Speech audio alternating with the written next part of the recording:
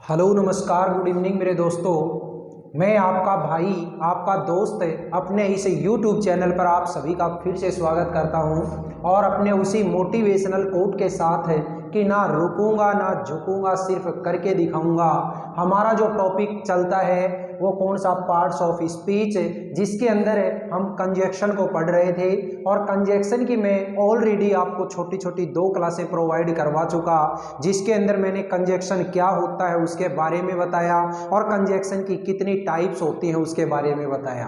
आज जो कंजक्शन के बारे में बची हुई चीज़ें हैं उनको देखिएगा हम किस तरीके से निपटाते हैं। हमें इसके अंदर कोई बहुत ज़्यादा मैटर नहीं पढ़ना, बल्कि सिलेक्टेड मैटर पढ़ना है जो हमारी एग्जाम पर्पज से बिल्कुल एकदम इम्पोर्टेंट हो। देखिएगा, ध्यान से सुनिए। ये जो हमारी अगली जो कंजक्शन की टाइप आती है, थर्ड टाइप है, जिसको हमने क्या नाम दे रखा है, एडवर्जेटिव। इससे पहले मैं आप लोगों को कोपुलेटिव कंजक्शन क्या होता है या कुमुलेटिव कंजक्शन क्या होता है वो बता चुका, और अल्टरनेटिव कंजक्शन क्या होता है वो बता चुका। आज की इस क्लास के अंदर हम एक तो एडवर्जेटिव कंजक्शन देखेंगे और एक कंजक्शंस ऑफ ए रीजन, यानी कि कारण वाले जो रीजन वाले कंजक्शन होते हैं वो देखेंगे। यहाँ पे मैंने आपके 2 कंजक्शन लिख रखे हैं, एक तो है बट और एक है यट। देखिएगा दोस्तों, ये जो कंजक्शन होते हैं इन कंजक्शन को आप कैसे यूज में लेते हैं वो ध्यान से सुनिए। एडवर्जेटिव कंजक्शन आप केवल और केवल वहां काम में लेओगे जहां दिए गए दोनों के दोनों जो सेंटेंस हैं उन दोनों ही सेंटेंस का आपस में एक दूसरे के अंदर विरोधाभास हो, आपस में एक दूसरे के अगर अपोजिट सेंटेंस हैं तो वहां पे आप एडवर्जेटिव कंजक्शन काम में लेओगे। अब लेओगे कैसे, कहां पे तो आप बट काम में लेओगे और कहां आप येट काम में लेओगे। तो याद रखना, बट जो होता है वो हमेशा दोनों के दोनों सेंटेंसेज के बीच में काम में लिया जाता है, और येट होता है वो येट हमेशा सेंटेंस के शुरुआत में काम में लिया जाता है। अब देखिएगा ध्यान से, जब ये हम एडवर्जेटिव कंजक्शन पढ़ेंगे तो इस एडवर्जेटिव कंजक्शन के अंदर आपको क्या देखना है वो सुनिएगा।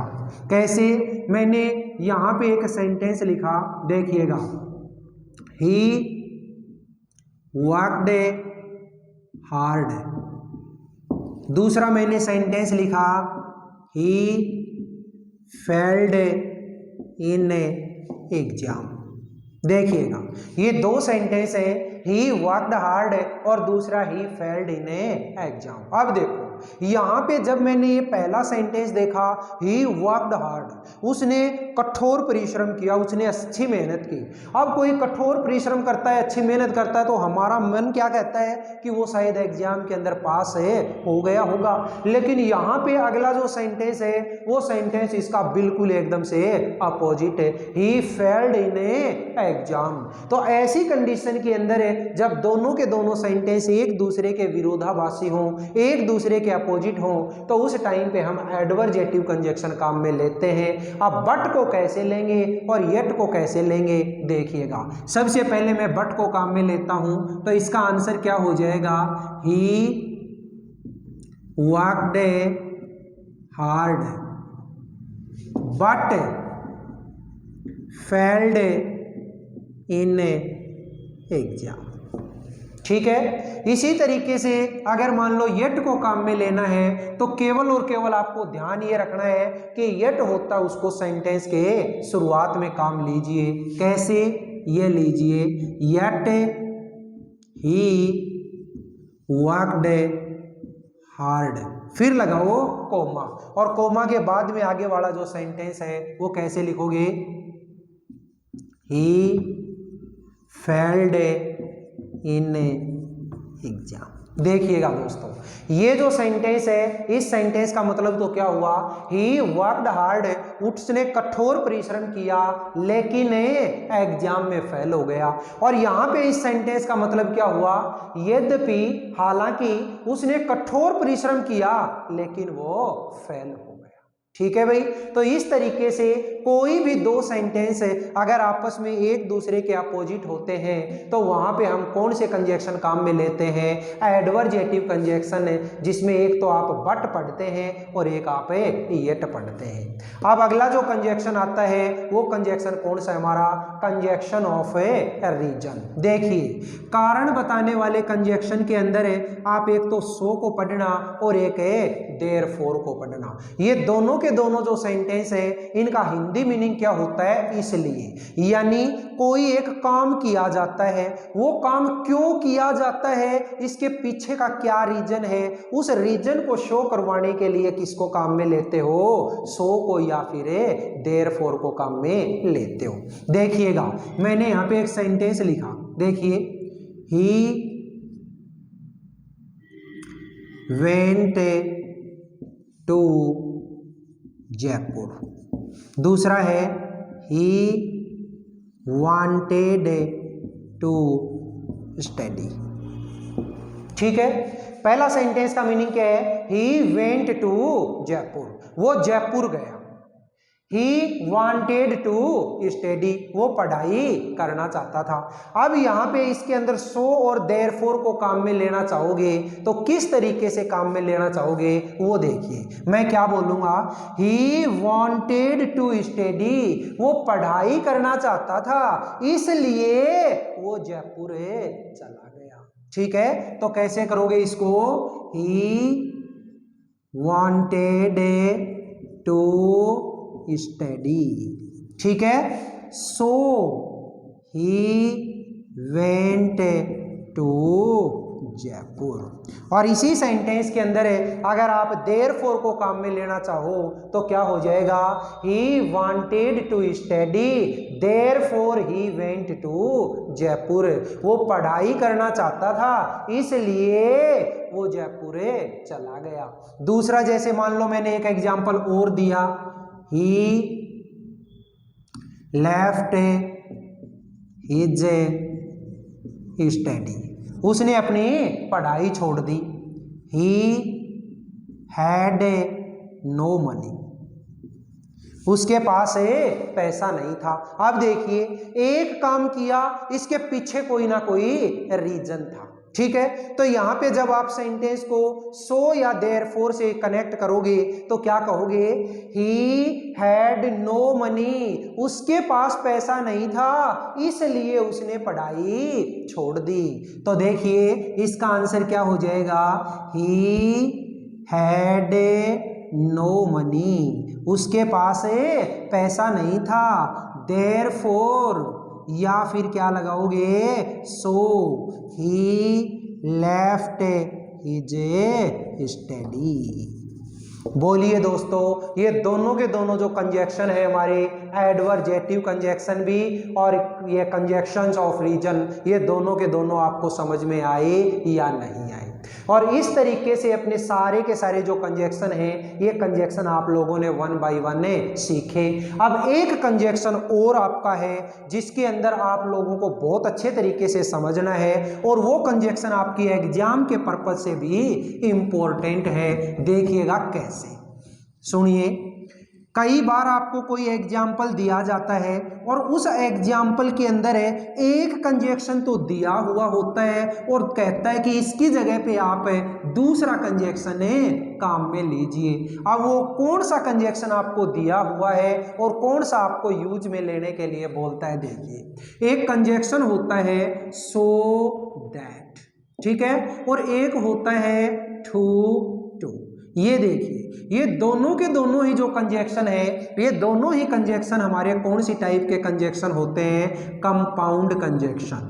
कौन से होते हैं? कंपाउंड कंजक्शन, या फिर इनको हम क्या बोलते हैं? Correlative conjunction. कोरिलेटिव या कंपाउंड कंजक्शन मैंने पहले भी बताए थे, ऐसे कंजक्शन है जो जोड़े में काम में आते हैं, यानी कि उनका एक वर्ड काम में ले लिया तो दूसरा वर्ड आपको काम में लेना ही पड़ेगा। उनको हम बोलते हैं कंपाउंड कंजक्शन या कोरिलेटिव कंजक्शन। अब कई बार क्या करता है कि कोई दो सेंटेंस दे देता है और उस टाइम पे कहता है कि आप इनको सो दैट से या फिर टू से जोड़िए। कई बार ऐसा कर देता है कि सो दैट लगा के दे देता है और कहता है इस सो दैट की जगह पे टू लगाइए, और अगर टू दे दिया तो कहता है कि सो दैट लगाइए। सेंटेंस देखिए, आपको बिल्कुल समझ में आ जाएगा। मैंने एक सेंटेंस बोला, my mother is very old. दूसरा है she can not walk herself. ठीक है, my mother is very old, मेरी मम्मी बहुत बूढ़ी है। She can not walk herself, वो खुद से चल नहीं सकती। अब ये इस तरीके के दो सेंटेंस अगर दे दिए तो वो कहता है कई बार कि इन दोनों सेंटेंसेज को आप सो दैट से जोड़िएगा या टू से जोड़िएगा। तो पहले तो आप सो दैट का यूज देखिएगा कैसे। देखिए दोस्तों, इस तरीके के जब भी सेंटेंस दिए जाते हैं तो आपको वर्ड दिया हुआ होता है एक वेरी, उस वेरी वर्ड की जगह पे आप क्या लगा दो, सो, और जहां पे आपको फुल स्टॉप दिया हुआ है वहां पे आप क्या लगा दो, दैट। तो देखिए कैसे, my mother is so old that she can not walk herself. ये तो सेंटेंस में बात हुई मेरी सो दैट की। सो दैट वाले के अंदर आपको कुछ नहीं करना, जहां वेरी दिया हुआ है वहां पे सो को लगा दीजिए, और जहां ये फुल स्टॉप दिया हुआ है वहां पे आप दैट को लगा दीजिए और सेंटेंस को वैसे के वैसे लिख दीजिए। इसके अंदर आपको केवल एक चीज याद रखनी है कि यहाँ पे ये कैन नोट या कई बार कुड नोट लगता है। तो कैन नोट कब और कुड नोट कब? अगर मेरा दिया गया सेंटेंस प्रेजेंट टेंस में है तो हम लगाते हैं कैन नॉट, और अगर पास्ट टेंस में है तो हम लगाते हैं कुड नॉट। केवल इस चीज का ध्यान रखना है। अब कई बार क्या करेगा एग्जाम के अंदर कि इस तरीके से ये सो दैट लगा करके दे देगा और आपसे कहेगा कि टू को यूज में करिए। अब इसको सो दैट की जगह पे आप टू लगाते हैं तो कैसे लगाते हैं वो देखिए। आपको क्या करना है, माय मदर इज, जहां सो लगा हुआ है वहां पे क्या लगा दो, टू। ओल्ड, और जहां टू लगा हुआ है, नहीं दैट लगा हुआ है, वहां पे क्या लगा दो, टू। अब क्या करना है कि आगे वाला जो सेकंड सेंटेंस है उस सेकंड सेंटेंस के अंदर सब्जेक्ट और लगा हुआ कैन नोट या कुड नोट है वहां तक का सेंटेंस है हटा दो। तो मैंने यहां से लेके और यहां तक का सेंटेंस है हटा दिया। आगे क्या बचा, मेन वर्ब की फर्स्ट फॉर्म, तो ये लीजिए वॉक हरसेल्फ। बोलिए दोस्तों, ये बात समझ में आई या नहीं आई? कई बार आपको इस तरीके का सेंटेंस दे देगा और वो इस तरीके का सेंटेंस अगर टू लगा के दे दिया तो फिर कहेगा कि इसकी जगह पे आप सो दैट लगाइएगा। देखो मैं एक सेंटेंस देता हूं और उस सेंटेंस को हम करते हैं किस तरीके से वो देखिए। माई grandfather was too old to read newspaper easily। ये मैंने एक सेंटेंस दे दिया, my grandfather was too old, मेरे दादाजी इतने बूढ़े थे टू रीड न्यूज़पेपर इजीली, कि वो आसानी से न्यूज़पेपर नहीं पढ़ सकते थे। याद रखिएगा, ये टू जो होता है ये अपने आप में हमेशा नेगेटिविटी के साथ में होता है, इसलिए इस सेंटेंस के अंदर कभी भी आपको नोट नहीं लगाना। अब आपको इसकी जगह पे सो दैट को यूज में लेना है तो कैसे लेओगे वो देखिए। जहां टू लगा हुआ है वहां सो लगा दो, और जहां दैट लगा हुआ है वहां, जहां टू लगा हुआ है वहां दैट लगा दो।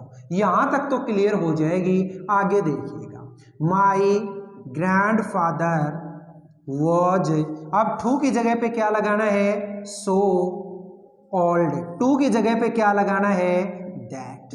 ये दैट लगाने के बाद आपको क्या करना है, इस दैट के बाद में ये देखना है कि इस सेंटेंस का सब्जेक्ट क्या है। सब्जेक्ट क्या है, ग्रैंडफादर, जेंट्स है, और जेंट्स के लिए क्या प्रोनाउन काम में लेते हो, ही। अब यहाँ पे इस सेंटेंस के अंदर आप देखिए, ये दिया गया सेंटेंस कौन से टेंस में है, प्रेजेंट में या पास्ट में। अगर प्रेजेंट में है तो यहाँ कैन नॉट लगा दो, और पास्ट में है तो यहाँ कुड नॉट लगा दो। मैंने लगा दिया कुड नॉट, क्यों? क्योंकि मेरा दिया गया सेंटेंस पास्ट टेंस का था। Could not read newspaper easily. बोलिए दोस्तों, ये सो दैट और टू समझ में आया या नहीं आया? और एक एग्जाम्पल आपको इस सो दैट या टू का हर हाल में आपके एग्जाम में पूछा जाएगा। एग्जाम चाहे आपकी वो 8th क्लास हो, चाहे 9th हो, चाहे 10th हो, कौन सी भी क्लास हो, हर क्लास के अंदर ये टू और सो दैट को बिल्कुल बढ़िया तरीके से पूछता ही पूछता है। और मैंने आप लोगों को एक कंजक्शन के अंदर कोई कमी नहीं छोड़ी अपनी तरफ से। जितने भी कंजक्शन आपके एग्जाम के पर्पज से इंपॉर्टेंट थे वो सारे के सारे मैंने आपको छोटी छोटी 3 क्लासेज के अंदर ये करवाए। ये 3 क्लास मुझे इसलिए बनानी पड़ी क्योंकि अभी हाफ ईयरली चल रही है, इसलिए वहां पे ड्यूटी होने की वजह से ज्यादा बड़ा वीडियो नहीं बना सकता। इसके लिए मैं पहले भी आपको कई बार बोल चुका, और आपको भी मुझे सपोर्ट जरूर करना चाहिए इसके लिए। तो फिर मिलेंगे दोस्तों अगले वीडियो के अंदर। तब तक के लिए अपने ये जो वीडियो अगर आपको बहुत अच्छा हेल्पफुल लगे तो आप इसको ज़्यादा से ज़्यादा लाइक करें, ज़्यादा से ज़्यादा वीडियो को शेयर करें, और कमेंट बॉक्स के अंदर कमेंट जरूर लिखा करें। अपना जो चैनल है इस चैनल को आपने सब्सक्राइब कर ही लिया होगा, नहीं भी किया है तो आप जरूर कर लेना। और मैं हर बार बोलता हूँ, ऐसे बहन भाई जो अपने इस पिलानी क्षेत्र के आसपास रहने वाले हैं उनके लिए अपना ऑफलाइन ट्यूशन सेंटर LLTC यानी कि लाइफ लाइन ट्यूशन सेंटर, जो आप लोगों की इस पिलानी के हीरो एजेंसी के जस्ट सामने है, वहाँ पे भी आप कॉन्टैक्ट कर सकते हैं। फिर मिलेंगे दोस्तों अगले वीडियो में। तब तक के लिए हंसते रहिए, मुस्कुराते रहिए, और अपने इन वीडियोज़ का ज़्यादा से ज़्यादा आनंद उठाते रहिए। All the best, see you again tomorrow.